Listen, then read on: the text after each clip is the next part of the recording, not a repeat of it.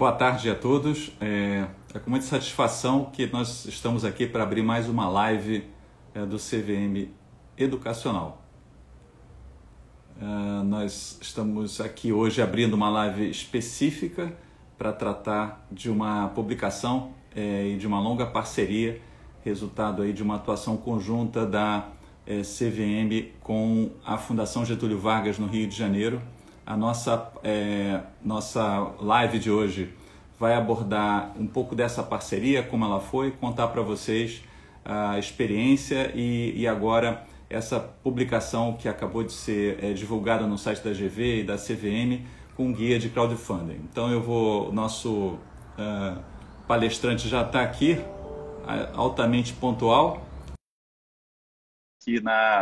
admitindo ele na nossa live. Vamos ver se ele está entrando. Enquanto ele se conecta aqui, eu vou falar um pouquinho do Carlos Augusto. Ele é sócio das áreas de mercado de capitais. Chegou. Boa tarde, Vasco. Tudo bem?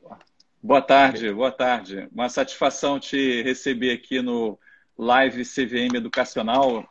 Carlos Augusto, você e a Fundação Getúlio Vargas, aí uma parceira de longa data.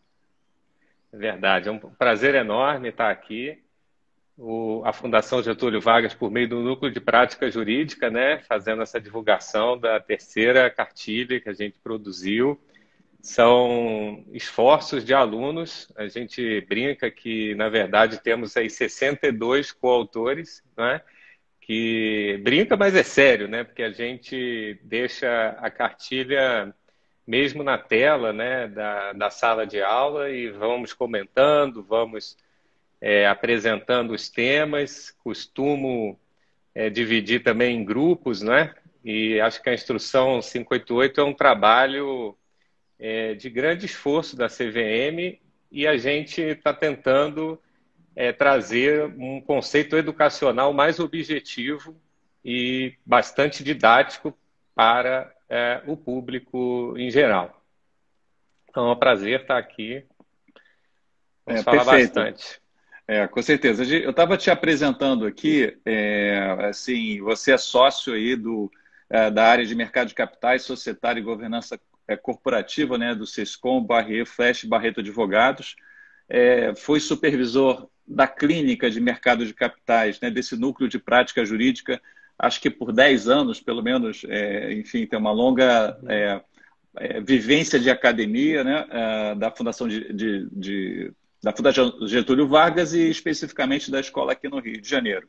E você também agora é presidente do Conselho de Administração do Fundo Patrimonial, Endowments da PUC-Rio e conselheiro fiscal do Instituto B. Então, eu sei que isso aqui é uma coisa bem resumida, mas são várias enfim, funções e atividades que acho que dão a você aí uma visão não só teórica, mas também prática, uma visão não só acadêmica, mas também uma visão aí do dia a dia do mercado de capitais e dessa proximidade que você tem aí com várias atividades e outras que a gente não vai falar aqui também enfim, na sua atividade social, há uma série de iniciativas que você apoia pro bono, que a gente sabe disso. Mas eu queria falar aqui, antes da gente começar, que essa aqui é uma live que a gente vai tratar do tema de uma cartilha. Não é as opiniões aqui colocadas não são as opiniões da CVM necessariamente, são minhas como superintendente da área de proteção a investidores, também do nosso convidado. Então, não entendam nenhum dos comentários que sejam colocados aqui como opinião de nenhuma das duas instituições. Agora, feito essa introdução aí mais formal, eu queria te passar, então, para você falar um pouquinho sobre essa experiência da clínica de mercado de capitais, Então, eu já antecipo aqui que foi um convênio firmado com a CVM, acho que há 10 anos atrás, e ao longo de 10 anos, várias turmas trabalharam em vários temas. Isso é uma coisa fantástica no Brasil, de você ter uma continuidade, uma década de um esforço, mesmo mudando as administrações, enfim, com as mudanças que acontecem, essa linha aí e que continua agora. Então, se você puder falar um pouquinho também dessa experiência e especificamente da cartilha, eu acho que seria interessante para colocar todo mundo na mesma página. Perfeito, Vasco. Obrigado pelas gentis palavras. É uma honra aqui para a gente da Fundação, né, ter esse convênio tão profícuo com a CVM. A gente entende que é o regulador se apoiando na academia para produzir materiais que visam a democratização do acesso ao mercado de capitais. Então, é um objetivo muito bacana, né, muito nobre. Eu, particularmente, sou entusiasmado com as ofertas de crowdfunding porque elas tratam da democratização do mercado, né? O acesso ao mercado, começar bem pequenininho, você fica médio, depois você vira grande, depois, quem sabe, você faz um IPO, né?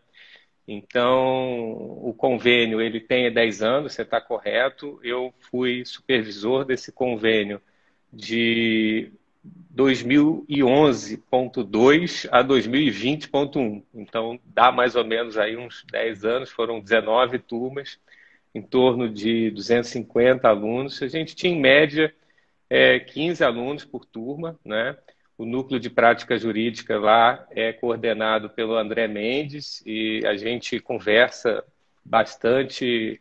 É uma conversa muito próxima, acho que essa até é um segredo de sucesso de lá, que é uma conversa muito próxima do supervisor, o professor, os alunos, o Thiago Bottino, Lígia Fabres também, já foi minha chefe lá atrás, e o Joaquim Falcão, diretor, atualmente é o Sérgio Guerra, né? O Thiago Bottino, coordenador, já mencionei. E a minha atividade profissional está muito ligada ao mercado de capitais, né? Até mesmo antes de nascer eu já tinha um pezinho no mercado e acredito que a experiência acumulada na atividade no Sescom Barrier, meu escritório, né, de origem, onde tenho grandes amigos e vivo intensamente mais do que na minha casa muitas vezes. Agora não, né? Agora estamos aí trabalhando sem georreferenciamento, né? Estamos diretamente 24 horas no mesmo lugar, né? E praticamente sem lugar, enfim, respeitando aí o isolamento social. Então, a Fundação Getúlio Vargas tem uma política muito austera de produção desses conteúdos. A cartilha ela obedece um rigor formal, mas ela é muito didática, muito objetiva. Eu recomendo a leitura. A gente fez com essa preocupação. A gente falava muito na turma, assim, a gente precisa fazer as coisas para pessoas assim que nunca viram o mercado de capitais, que nunca compraram uma ação. Às vezes eu brincava também, perguntava quem já tinha investido na Bolsa, oferecia R$ 50, ó, quem quiser investir pela primeira vez, eu acho que a gente tem que se permitir arriscar, não é jogar dinheiro fora, mas eu acho que a cabeça de quem está procurando crowdfunding, claro que ele procura um retorno em teoria, mas a primeira coisa tem que ser a experiência, né? A gente não pode olhar só para o dinheiro, até porque o crowdfunding, em termos de risco, ele tem uma equação clássica, né, que é risco-retorno, né? Então, ele tem risco e o retorno é demorado. Então, a princípio, ele não é um investimento para você ficar fissurado na remuneração. Você tem que ter uma paciência.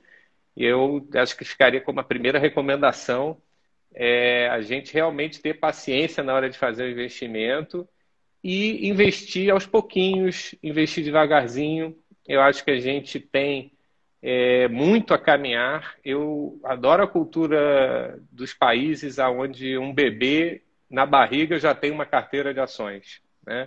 Então, alguns lugares é muito comum, os avós, os avós, pais, mães, tios, dão ações de presente para um bebê recém-nascido, então vai muito da cultura, né? Aquela carteirinha de ações vai crescendo quando ele se forma, quando ele vai para uma escola, vai para uma universidade, então ele acompanha aquela carteira desde o começo, de modo que ações, investimento em bolsas é um papo do café da manhã dessas famílias. Então, eu acredito muito nisso. Eu não acredito que um mercado deva ser para poucos. Eu acho que o mercado tem que ser para todos.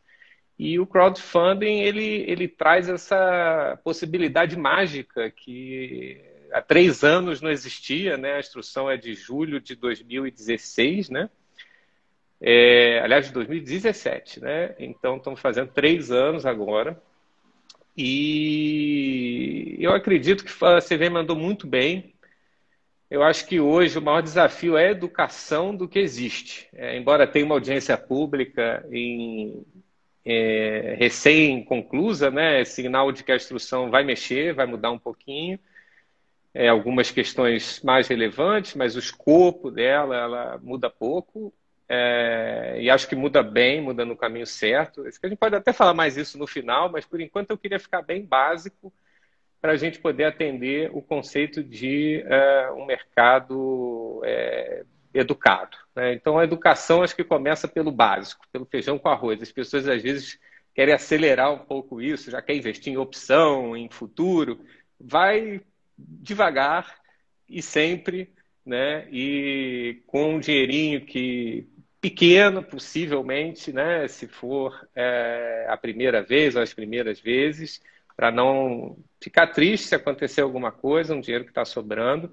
E por isso mesmo a ideia do crowdfunding é o investimento, é o financiamento, né? O funding através da multidão, que é o crowd, né? Que é uma palavra muito comum antigamente, na época, os surfistas, né? Falavam, isso aqui está crowd, né? Está muito cheio a praia, né?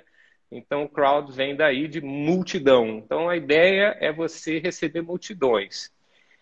E o processo de registro de um valor mobiliário na CVM, começando a falar mais tecnicamente do tema, né, da cartilha, ele é um processo tradicional, o mercado tradicional é um processo de duplo registro. Então, o registro é uma palavra muito forte no nosso ordenamento jurídico, significa a fé pública em uma determinada circunstância. Então, a fé pública da CVM atribuindo registros, né, ela faz isso para a oferta e para o ofertante, que também é chamado de emissora, né, numa oferta primária.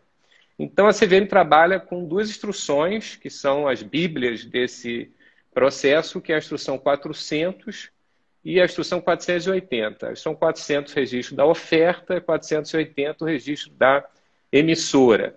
Emissoras essas que podem ser de duas categorias, A ou B. A categoria A, mais completa, você pode emitir renda variável. A categoria B, ela é para a renda fixa. E eu brinco que a gente tem uma categoria C escondidinha, que é o crowdfunding. Inclusive, até a brincadeira, o C já fica até de crowdfunding, porque é uma categoria à parte do mercado tradicional, porque prevê a dispensa desses dois registros. Então, regra normal, uma oferta de ações, né, grande, a gente tem uma média grande de volume em IPOs. Você tem no Brasil uma média que é maior até do que os países envolvidos, na casa dos 550 milhões de reais. Então, são ofertas jumbo, né, ofertas bem grandes. E essas ofertas seguem o duplo registro. O crowdfunding ele vai ter dois tipos de isenção. A isenção da emissora e a da oferta. Então, ela tem que seguir uma regulamentação à parte do processo tradicional e a principal contrapartida dessa dispensa automática dos registros é a criação de uma nova entidade no mercado de valores mobiliários, que é a plataforma de investimento participativo. Essa plataforma, ela acaba sendo uma vitrine de valores mobiliários, é uma tela muito parecida com um home broker, mas a diferença é que é um home market. Então, você tem ali as ofertas sem intermediação. Esse também foi um grande passo dado pela instrução da CVM, porque embora a legislação 6385, né, a lei federal que rege o mercado de capitais, ela preveja a dispensa de intermediação financeira, a CVM tinha usado isso em algumas situações muito pontuais. Essa instrução, assim como a instrução 476, que formam o arcabouço complementar às instruções 400 e 480, que tratam da distribuição, né, do mercado de valores mobiliários, a instrução 476 e 588 trabalham com as dispensas de registro. Então, a contrapartida, sendo a plataforma, a crença na CVM é que ela aposta que a plataforma vai ser um gatekeeper, né? Um parceiro da credibilidade, vamos dizer assim, né? Ela tem que, de alguma maneira, fazer uma diligência assegurando que as informações sejam verdadeiras. Então, uma coisa que o mercado jocosamente fala é que você tem o direito de ser trouxa, mas você não pode ser um trouxa mal informado. Tá? Então, o que você quer dizer? Você tem o direito de comprar o que você quiser, mas você precisa ser bem informado, você precisa saber o que você está comprando. Então, mal comparando, vi outro dia um vídeo muito engraçado de alguns vendedores de carro que, em vez de falar das qualidades dos carros, esse carro é muito bom, começaram a falar: oh, esse carro aqui bebe muito, isso aqui é uma tragédia para vender depois. É um pouco o espírito da coisa, você ser mais transparente nas informações e não manipular ou esconder o que é ruim, ou fazer uma seleção, um filtro do que é bom a gente mostra, do que é ruim a gente esconde. Então, a gente tem como um princípio geral, né, na regra, de usar informações verdadeiras e consistentes, corretas, né? Aí a gente vai falar um pouquinho mais à frente, né, Vasco, do processo de due diligence, de algumas armadilhas que tem aí. Mas a verdade é que a cartilha é muito autoexplicativa, ela tem uma seção de introdução, depois ela fala do investidor, da plataforma, direitos de cada um, tem um roteirinho básico também, para quem, no finalzinho ali, tem um glossário também no final, que a gente achou interessante para facilitar também, né? Às vezes tem algumas palavras que são jargões, então o glossário ele cumpre bem esse papel. Então é isso, Vasco. A gente está animado. Eu acho que a CVM já andou muito. Eu acho que o mercado andou muito. Tem uma parte do mercado que está muito sofisticada, que até já está liderando algumas mudanças. Mas a preocupação que eu tenho é mais com o investidor e aquela pessoa que talvez seja um pouco refratária, um pouco cética. E eu acho que tem uma chance grande de capturar essa mente e esse coração pela via do crowdfunding em algumas circunstâncias. Vão ter outras que é claro que é melhor, ela vai comprar mesmo uma ação chamada blue chip, com menos risco, mas eu acho que a porta do crowdfunding ela é para todos, mesmo quem não tem experiência. Não, excelente a visão de todo esse trabalho. Eu aproveito para agradecer aqui publicamente junto com o professor André, a tua liderança desse projeto aí que formou mais de 250 futuros advogados com uma prática em mercado de capitais. É importante que a academia dê essa contribuição e abra canais para que aquelas pessoas que têm vocação encontrem um espaço para que aquela semente comece a florescer. E aí, enfim, acho que certamente muitas carreiras no mercado de capitais foram germinadas nesse trabalho aí belíssimo que vocês fizeram. Agora, indo um pouquinho, até chegou uma pergunta aqui do Elberson sobre qual o grau de risco de crowdfunding, mas eu acho que a gente tem umas perguntas que já tinham chegado. A gente vai, de repente, abordá-las aqui sobre a cartilha especificamente e depois a gente volta aqui para a pergunta dele. E aí uma pergunta que eu acho que todo mundo se faz nesse momento, né, que é o momento enfim, de uma crise grave e possivelmente se fala, né, que os países vão sair mais pobres, né, e mais desiguais depois dessa grave crise de saúde. Como é que está a situação das micro, pequenas e médias empresas como para captação de recursos atualmente? Você vê o crowdfunding tendo um papel aí agora e talvez no pós-pandemia? Eu vejo, Vasco, eu vejo sim, eu vejo que a gente não dimensionou ainda o tamanho do impacto nessas pequenas e médias e microempresas. Eu costumo ser entre um realismo otimista e um antipessimismo por vocação.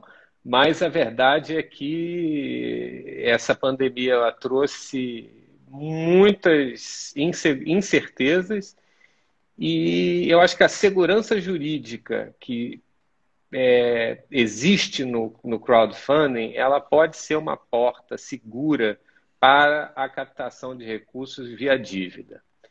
Eu acho que o momento geral das coisas, né, para investimentos em pequenas empresas, uma coisa é o IPO de bolsa, né, que existe, vai existir, tem demanda e tem investimento estrangeiro, é outra coisa, né?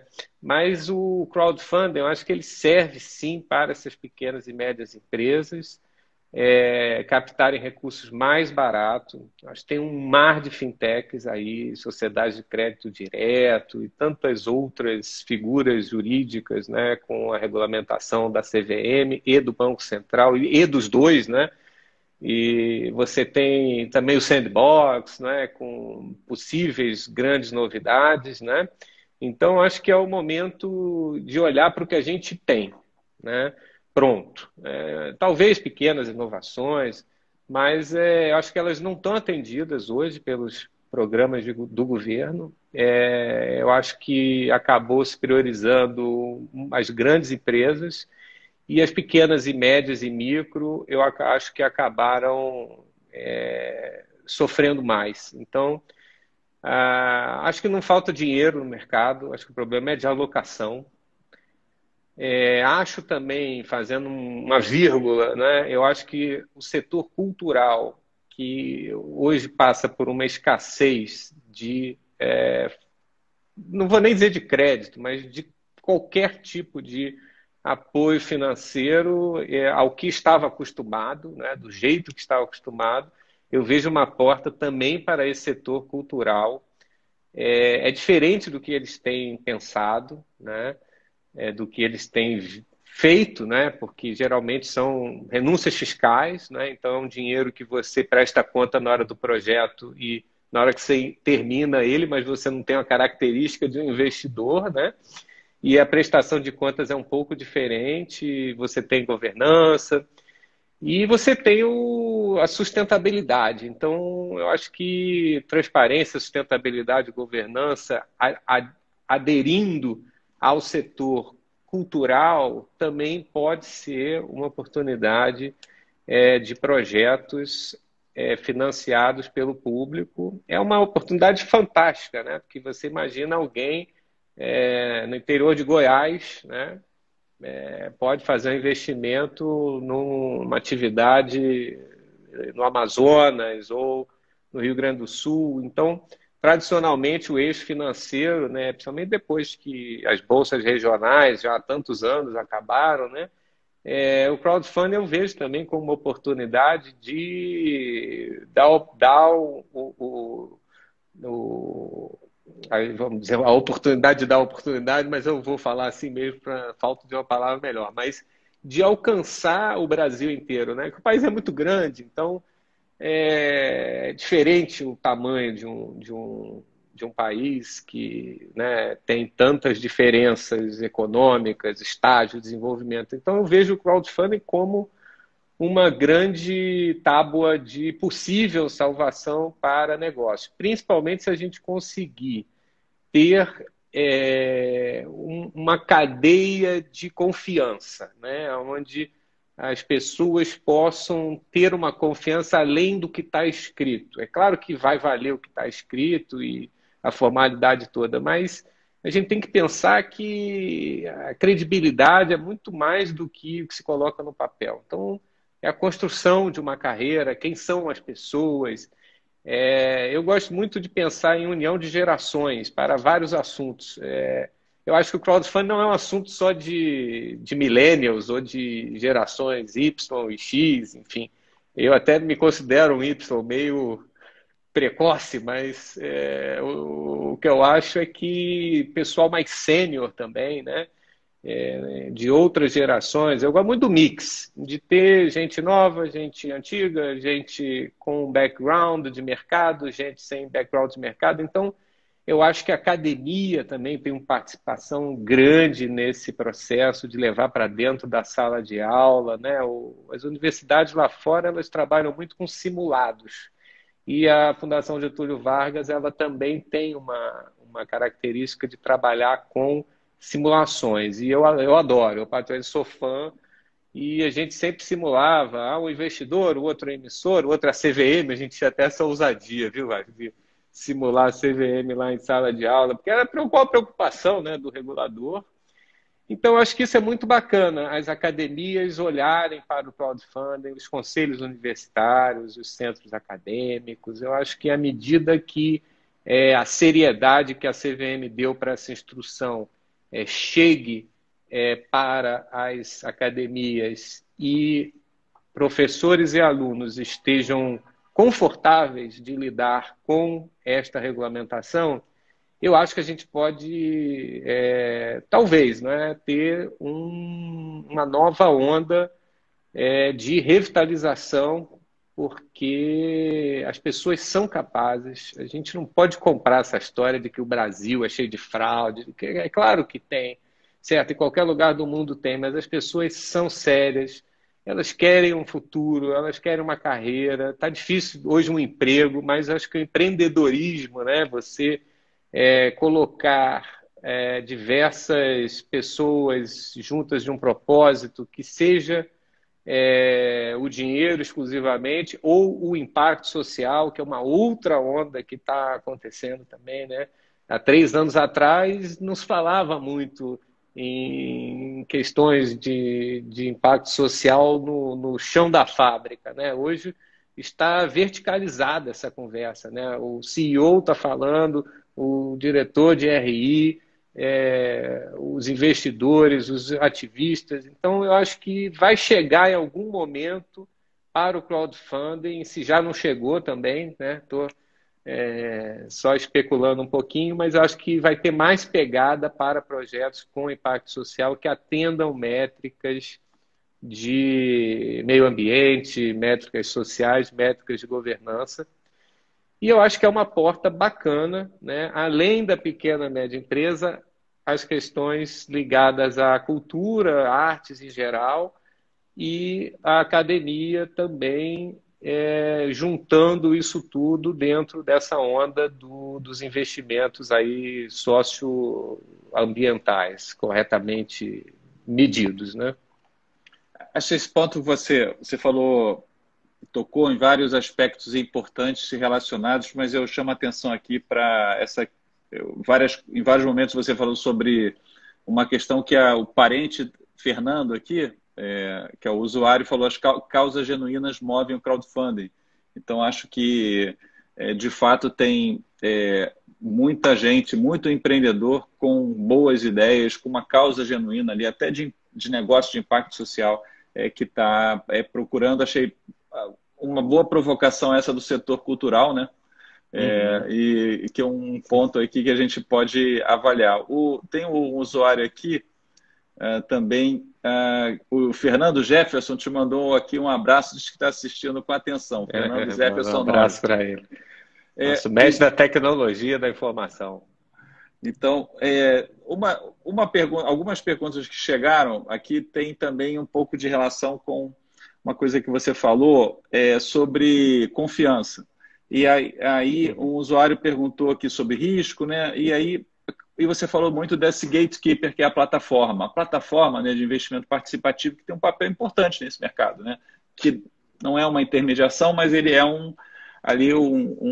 uma parte, né, bem importante em todo esse processo. Como é que você vê assim, a diligência da plataforma na internet nessa relação com as empresas, né, com os empreendedores, com as startups? Como é que você vê esse papel deles em termos de diligências, enfim? Eu vejo assim, é desafiador, mas nada além do correto, do justo e do necessário, certo? É desafiador porque as ofertas são pequenas, em regra, embora os valores já tenham aumentado muito, né? Você tem os comparativos que a CVM compila e divulga no site.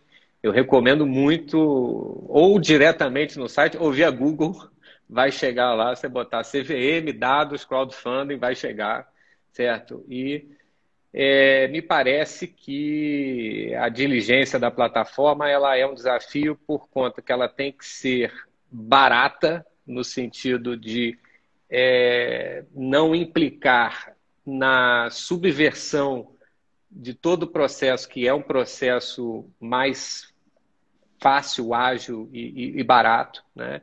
Então, uma oferta tradicional, ela contrata 2, 3, 4 escritórios de advocacia, a diligência dos bancos, o departamento de SM, o banker, o research. Então, uma oferta, o material de uma oferta, de um IPO, ele é visto e revisto por, no mínimo, 60, 70 pessoas pagas para revisar aquilo, pagas para achar furos naquilo, e a própria empresa, sem contar as pessoas da própria empresa, né? Que são, aí até mando um abraço pessoal sempre do IBRE, aí, que eu sou muito fã dos diretores de relações com investidores.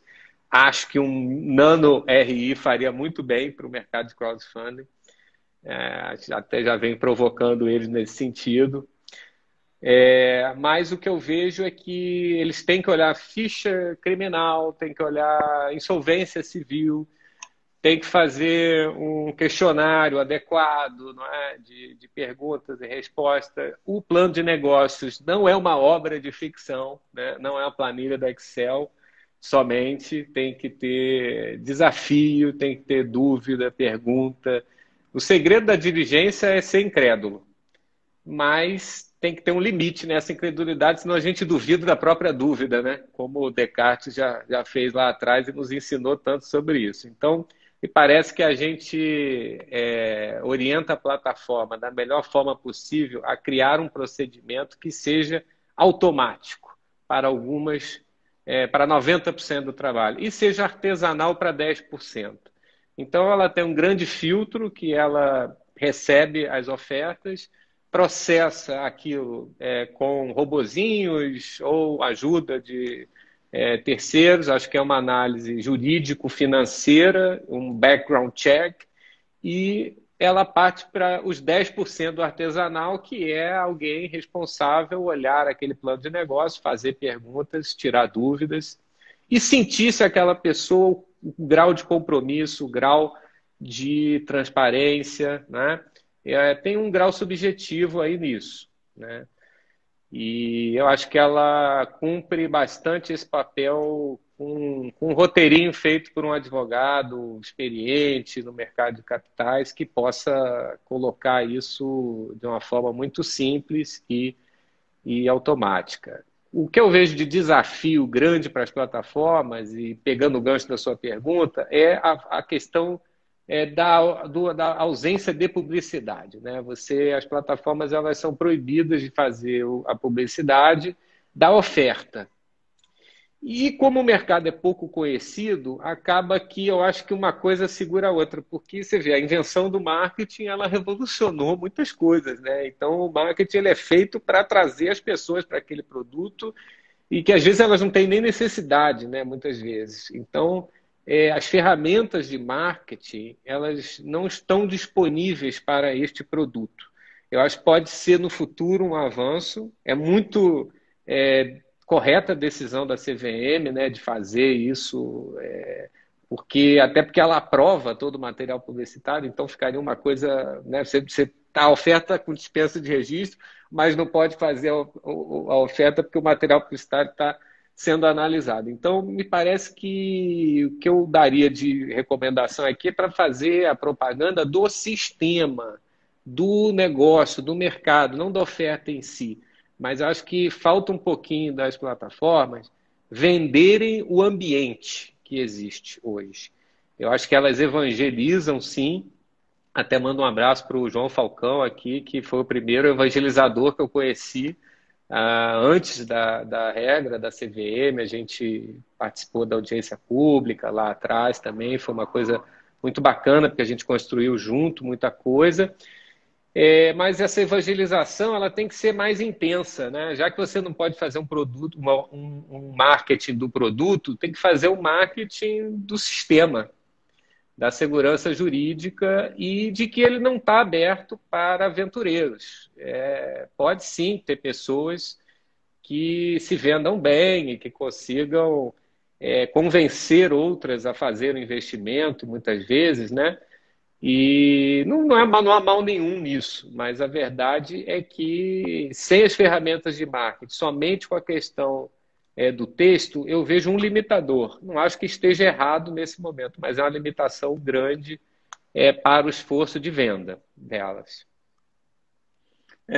Eu até ia fazer defesa aqui da CVM, mas você já colocou aí de antemão que, de fato, houve ali, naquele momento, né, a CVM deu esse passo de registrar, de aceitar um modelo totalmente novo, né, e até um Uhum. pouco disruptivo, né? Eu lembro o ex-presidente da Muito. CVM falava assim, olha, o sandbox aqui foi uma espécie de sandbox, não.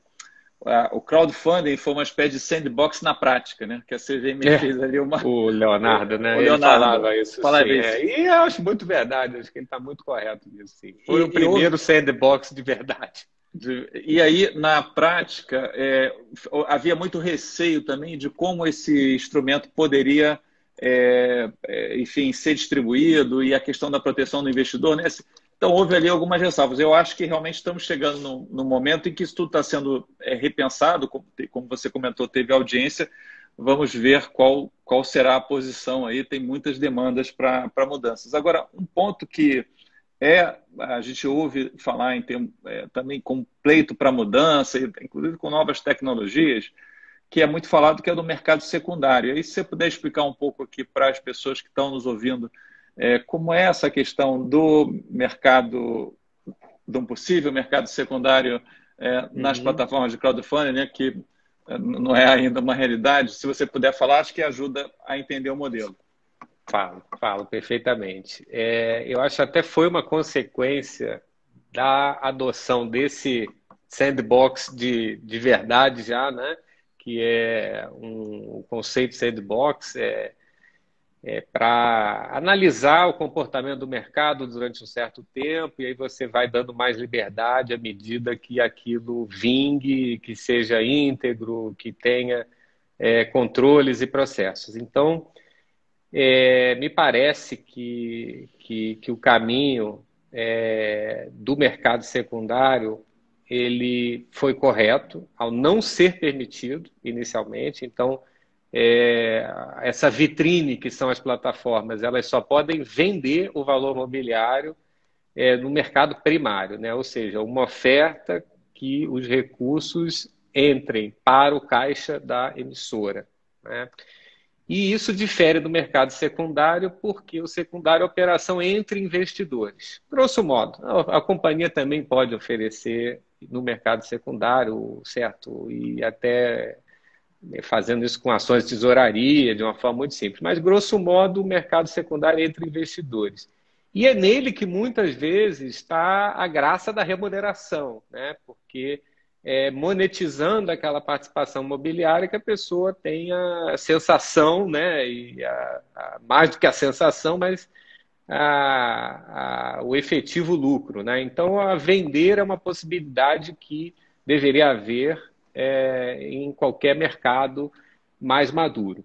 A CVM colocou em audiência pública essa mudança para permitir um mercado secundário. Eu acho que vai ser a coisa mais interessante que vai acontecer nessa nova audiência. Hoje ainda não é permitido. Eu fico um pouco em dúvida com relação à escrituração dos títulos, né? Para permitir o mercado secundário, a CVM está tendo uma contrapartida que é exigir a escrituração de valores mobiliários, que é um serviço prestado no mercado para dar integridade à cadeia de titularidade dos valores mobiliários. Então, quem era o dono ontem, para quem ele vendeu, por quanto. Então, é a mesma coisa que as empresas fechadas e pequenas fazem nos livros, né? As sociedades anônimas, né? Então, é uma empresa que presta esse serviço de acompanhamento e registro da titulação. Eu vejo algumas iniciativas para dar uma suavizada nessa escrituração. E eu vejo a questão da liquidez muito ligada a esta alternativa Então, eu vejo as duas coisas juntas. Eu vejo o mercado secundário funcionando muito bem se a gente tiver um funcionamento muito bom da escrituração, seja ela pelo mercado tradicional que já existe hoje, seja por outros desenvolvedores, por outros serviços que podem vir a ser prestados e regulados também, com segurança e tal. E a questão do preço, falaria duas coisas também rapidinha. Uma é que eu acho que a visão da CVM é não ter uma negociação durante um pregão que seja muito ampla. Talvez fazer uma janela de negociação, seja como se fosse um call, né? E enquanto não tiver um mercado mais regulado para isso, um call semanal, eu vejo com muitos bons olhos, mas tem duas coisas importantes. Uma é a questão do preço, né? A precificação, vis-à-vis a informação relevante. Então, o mercado tradicional ele tem a preocupação enorme das negociações estarem baseadas em informações atualizadas e verdadeiras, né? E dá-se o nome a isso de fato relevante. E é uma obrigação de ser divulgado imediatamente. Tamanha é a necessidade de dar transparência imediata. Não é um fato relevante, daí vem a expressão ser relevante. E isto ainda precisa, eu acho, de um amadurecimento na cabeça das pessoas para certificar de que naquele momento onde há abertura de negociação, que informações relevantes estejam disponíveis para todos os investidores. Isso seria muito interessante, uma evangelização maior das pessoas. Porque, voltando ao ponto anterior, eu acho que a oferta individual de cada valor imobiliário é uma coisa. A outra é a credibilidade do mercado, do sistema. E isso todo mundo tem que remar junto, né? E como o próprio mercado tradicional já não é de muita intimidade, né, para grande parte da população, nós estamos falando de uma novidade dentro de um mercado já não muito conhecido. Então, acho que a gente andou horrores, né, muito nos últimos anos, em termos de educação financeira, de divulgação de informações, de conhecimento de riscos, de retorno. Eu acho que isso aí está muito bacana mesmo, essa evolução em geral. Mas nós estamos falando de uma cerejinha no bolo. Então, até chegar no crowdfunding, eu acho que ainda vai bastante. Mas no futuro, eu acho que toda asset vai ter uma carteirinha, vai ter um diretor lá de pequenos investimentos. E acho que no futuro, não sei se vai chegar para as corretoras isso, eu vejo muito lá dos investidores. Eu acho que a tendência, não para amanhã, mas para daqui a um tempinho, é ter uma carteira desse tipo, até porque eu acho que ela é atrativa, né? Porque você tem relacionamento, você tem as pessoas, tem a disrupção da tecnologia, da inovação. Então, todo um ecossistema, né? Que é uma palavrinha que o pessoal gosta também. Eu acho que esse ecossistema ele vai ser abraçado pelo mercado financeiro num futuro próximo, mas não bastará isso. Ele vai precisar ser mais pré-conhecido pelas pessoas e pelas oportunidades de investimento e de desinvestimento, né? Que é o caso da liquidez aí no mercado secundário. Eu acho que é um excelente ponto e me lembrou uma discussão que acontece, porque de fato tem muito investidor indo para a renda variável, mas alguns até sem adequada informação indo para na verdade, para mercados não regulados, né? Onde você tem uma série de, além da própria irregularidade, nem sempre é uma oferta fraudulenta, às vezes é meramente, não que não seja importante, mas ela é irregular, mas não há intenção de fraudar. Mas ali, fora do mercado regulado, você tem ali um amplo potencial para fraudes e o investidor perder os seus recursos, não por causa do risco do negócio, mas por ser uma oferta fraudulenta ou irregular. Então, então, acho que essa questão da regulação ela é muito importante, né? O papel das plataformas, e especificamente quando você mencionou a questão da negociação, né? Em alguns casos, né? Como é importante ter ali alguém que assegure, né? Que aquele ativo existe, né? E isso é uma informação que no mercado não regulado você às vezes só tem a opinião ali de quem está te ofertando, que aquele está ofertando existe. Então, acho que essa visão aí é uma coisa que é importante ter em mente quando a CVM for regular isso, como você já chamou a atenção para esse ponto.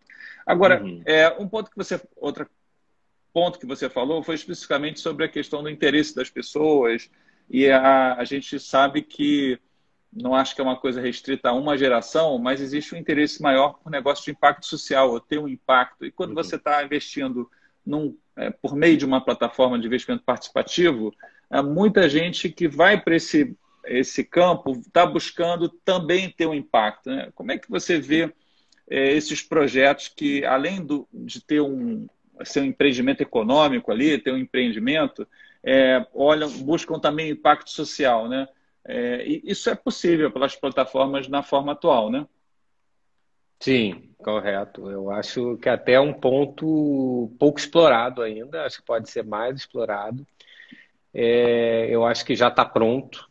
Tem uma pequena questão que é, por exemplo, associações sem fins lucrativos não podem ser emissoras, né? Porque somente as sociedades empresariais de pequeno porte, daí que só sociedade limitada e sociedade anônima podem emitir os valores mobiliários.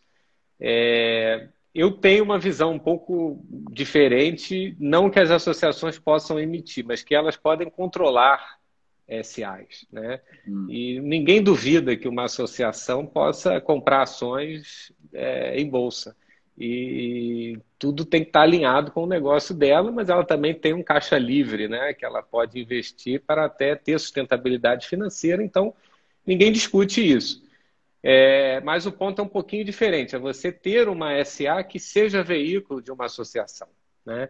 Então, acho que esse modelo ele é inovador, ele não foi testado ainda, mas até lá na fundação a gente escreveu um pacote, né, de orientação, de documentos sobre isso para o Instituto JNG, até dou um abraço para a Flávia Pope, é um instituto que trabalha com a parte da moradia independente da pessoa com deficiência, né? E eu acho que é uma alternativa que é factível, né?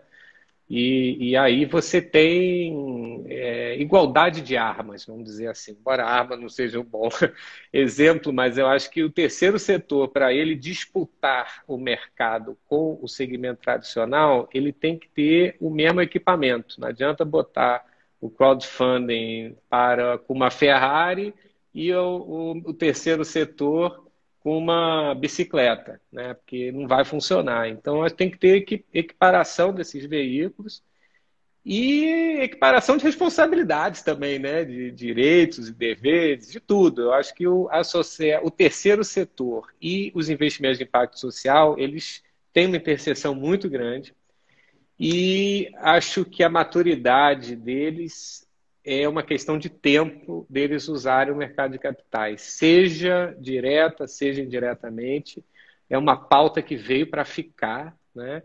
E eu acho que é mais fácil de você satisfazer um investidor quando você dá um retorno financeiro, sim, mas também com impacto. Eu acho que as pessoas estão carentes disso, né? A própria questão, por exemplo, a Fundação Getúlio Vargas, lá, a PUC também, que é minha alma mater, né? Elas não são instituições privadas, elas são instituições comunitárias, certo?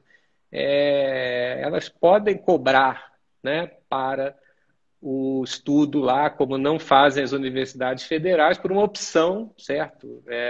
Institucional, não é quem pode. Então, essa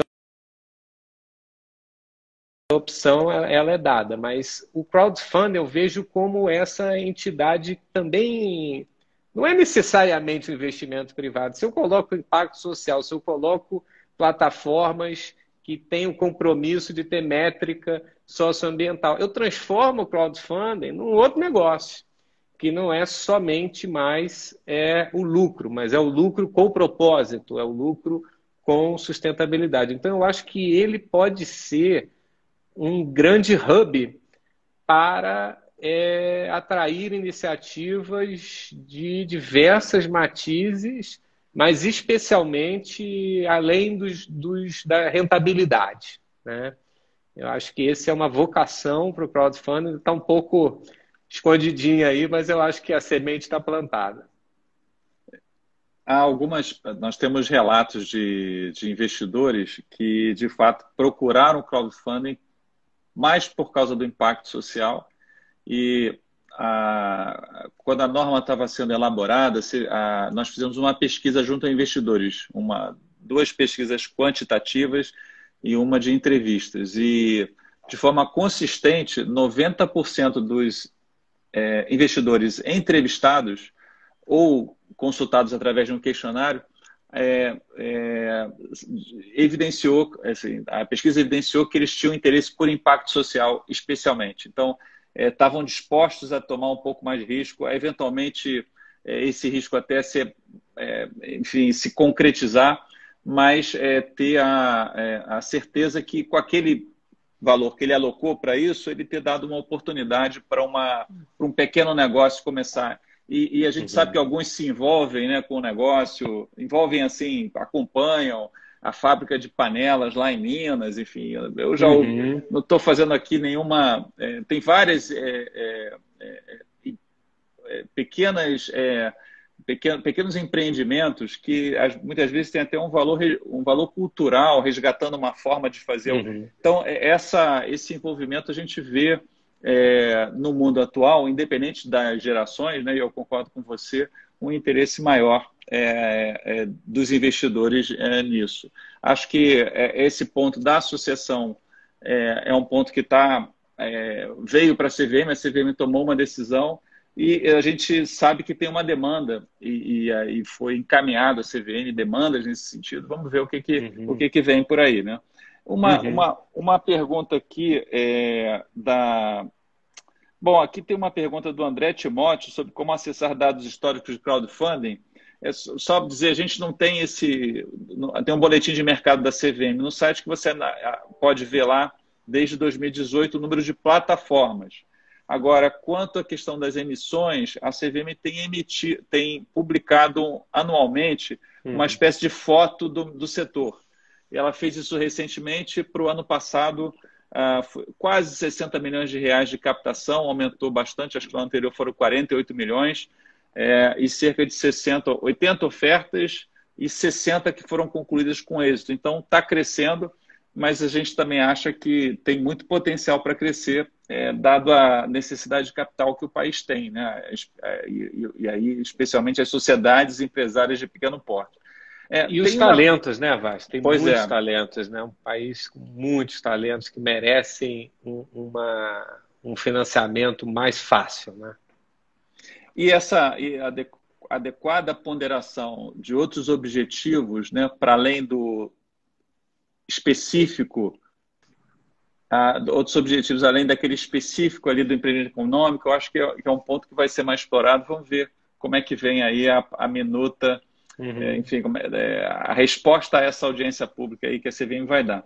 Uma pergunta que chegou aqui também, algumas pessoas me perguntaram como baixar. Entra lá no portal do investidor, tá essa cartilha, também as anteriores, e você também pode acessar diretamente do site da Fundação Getúlio Vargas, né, que tem lá essa e as outras publicações da clínica. Uma pergunta que chegou aqui, a gente está já um pouquinho em cima do tempo, tá? Então acho que vai ter que ser um pouco rápida. Qual a contrapartida adequada à dispensa da elaboração de prospecto, contratação de instituição intermediária? Então acho que reagindo ao que você falou, o usuário aqui nos mandou aqui por outro canal, direto, essa pergunta: qual seria a contrapartida adequada a todas essas dispensas, né? No caso das ofertas, da realização de ofertas públicas de valores imobiliários de empresas de pequeno porte, né?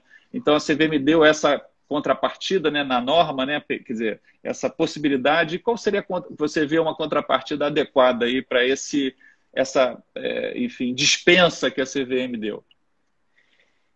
Então, eu acho que há uma oportunidade de saber usar a liberdade que foi dada, né? Eu acho que a CVM ela optou por dar a contrapartida para a plataforma, né? Com a responsabilidade de um gatekeeper, né? Então, a contrapartida, na verdade, acabou sendo para um novo agente, um novo participante. Me parece que foi uma decisão adequada, tá? Eu acho que, enfim, quem me conhece sabe que eu falo o que eu penso, geralmente. Não estou aqui, mas acho que a CVM mandou muito bem mesmo. Acho que o desafio maior hoje é trazer o pedaço do mercado que não está on board dessa discussão, e que é muita gente. Eu vejo assim um público muito sofisticado, que já está lá na frente, mas eu vejo um grande potencial tanto de empreendedores quanto de investidores, né? Dos dois lados, eu vejo eles poderem fazer mais uso dessa liberdade. Acho que a contrapartida não foi dada para o investidor. E acho que a instrução vai ter, acho que ano que vem, talvez, quando saia a nova instrução, né, e a gente tem aí mais discussões, eu acho que a gente pode trabalhar mais essa questão da educação. Eu faria uma grande provocação aqui de simulados, um concurso, não sei, alguma coisa que seja atraente. Eu posso fazer isso de várias formas, mas eu acho que as associações, as plataformas têm que dar mais gás nisso. Então, se você me permite, porque a gente já está terminando aqui, a pergunta da M. Cláudia 52 é como sensibilizar investidores a apoiar ações de impacto social via crowdfunding. E eu acho que a resposta você já deu, né? Tem a atuação educacional, a da CVM agora com essa nova publicação, e em 5 de outubro a gente vai fazer uma Semana Mundial do Investidor, coordenado pela CVM, ano passado 89 países, e lá vamos ter espaço para ações para o tema. Então, acho que está um convite aí aos parceiros da CVM que quiserem fazer ações educacionais nesse período para ajudar a divulgar o crowdfunding. Olha, eu agora, pelo roteiro, eu deveria abrir a palavra para suas palavras, para a sua fala final. E eu vou manter isso, mas eu vou pedir que você seja bastante sucinto para a gente não ser cortado aqui pelo tempo. Imagina, muito sucinto. Leia a cartilha. Está bem didático, é um trabalho que a gente fez com muito carinho, muita dedicação, profissionalismo. E vou dar uma de show da Xuxa aqui, vou mandar um abraço para meus pais que estão assistindo lá, meus colegas de FGV, de Sescom Barrier também, que são muitos, e reconhecer o trabalho da CVM aí, desde o Antônio Beranger, todo mundo tem trabalhado nisso aí com muito carinho, muito afinco, e eu acho que o mercado do Brasil vai poder se beneficiar tanto da instrução quanto da cartilha mais intensamente no futuro. Bom, muito obrigado pela sua fala clara, transparente e assim muito assim com uma visão muito ampla do setor. Acho que você explorou vários pontos importantes que foram além da cartilha. Eu te agradeço por compartilhar e tirar 1 hora do seu tempo para compartilhar conosco e com as pessoas que estão nos assistindo. Eu peço que vocês nos sigam no CVM Educacional, no Twitter, no Facebook, no Instagram, enfim, no Instagram, no LinkedIn também. E esse vídeo vai estar disponível no IGTV e a gente futuramente vai subir para o YouTube. Então, boa noite a todos. Muito obrigado. Boa noite. Até a próxima. Até logo. Tchau, tchau. Boa noite, Vasco. Um abraço a todos.